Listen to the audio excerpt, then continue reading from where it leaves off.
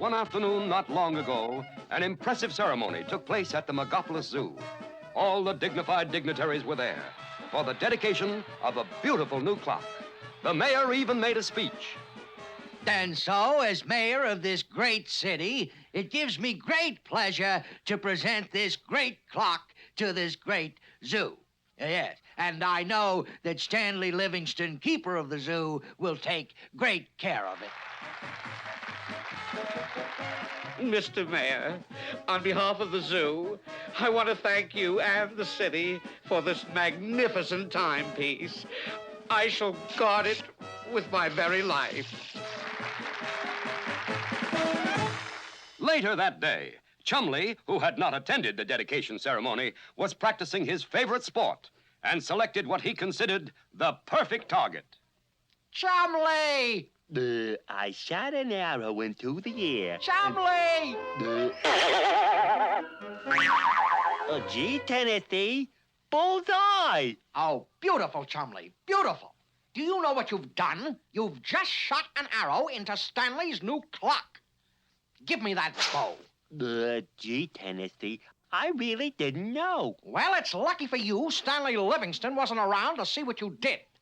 If he saw that arrow in his new clock and then saw this bow in my hands... Well, Tennessee, this time you've gone too far. But, Stanley, I didn't... Go. Go where? Go and get the arrow out of my clock. Now. But how can I reach it? How can I... Go. I will be out of the zoo for 1 hour. If that arrow is still in the clock when I return, I'll skin you alive. And so Tennessee and Chumley headed nervously for the clock tower to bring back the arrow. Hurry, Chumley. The first thing to do is to locate that arrow. See what's behind that door.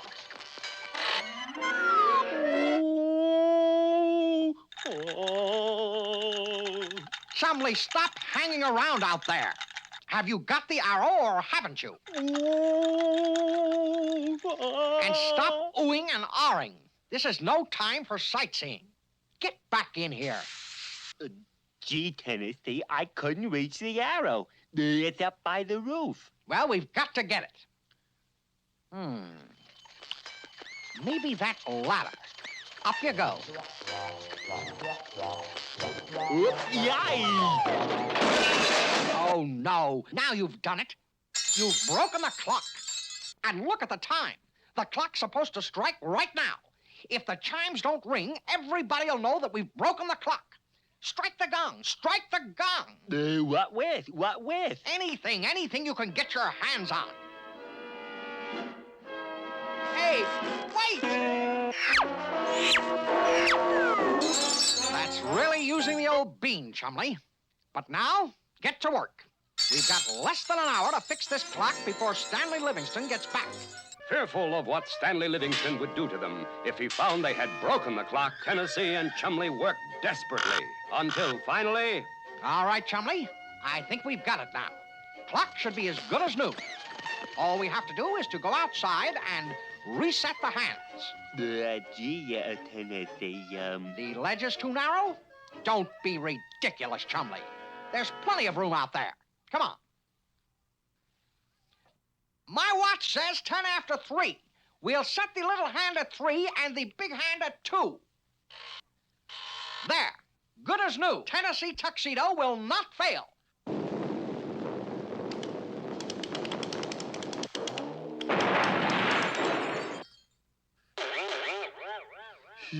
Tennessee, I know. You think it's time to see Mr. Whoopi. Well, you are right. We've only got 30 minutes left before Stanley Livingston gets back. So that's the problem, Mr. Whoopi. We've got to get that clock fixed before Stanley gets back to the zoo, or we've had it. Well, then, we'll have to make every minute count. Oh, yes. I can explain it best with the three-dimensional blackboard. Now, where did I put that 3D BB? Oh, yes, in the closet, I guess.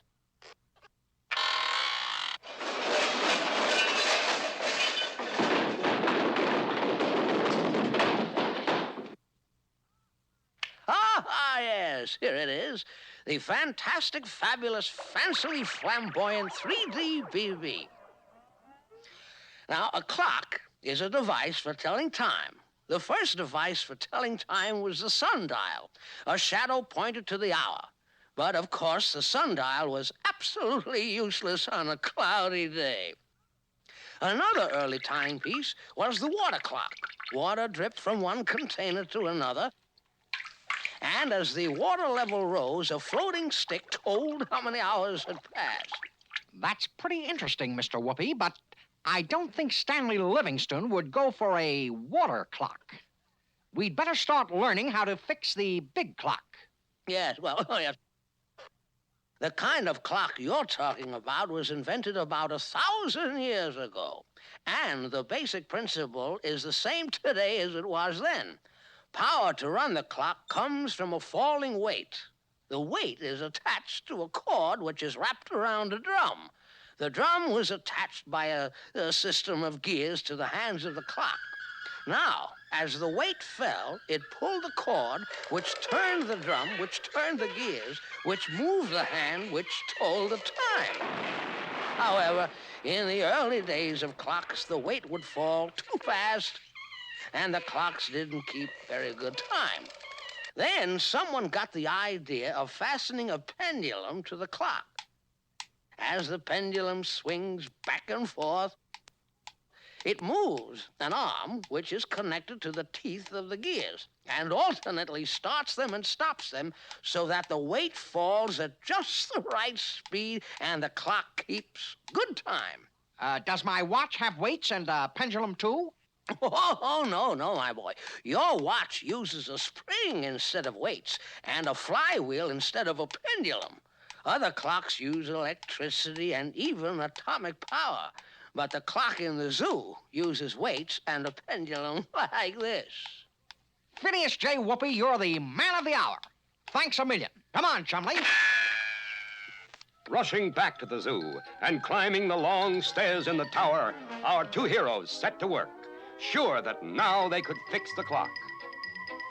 Quick, Chumley, we've just got 10 minutes left before Stanley gets back to the zoo. I'll check this weight. Chumley! Get me out of here! Get me out of here! And so, working diligently, putting to use all they had learned from Mr. Whoopi, Tennesse and Chumley finally managed to repair the giant clock. And just in the nick of time. We just made it, Chumley. Stanley Livingston is due back right this minute. Let's get out of here. The arrow! The arrow? We forgot the arrow. It's still in the clock. No, Chumley. I'll go up and get the arrow. Remember what happened when you tried it?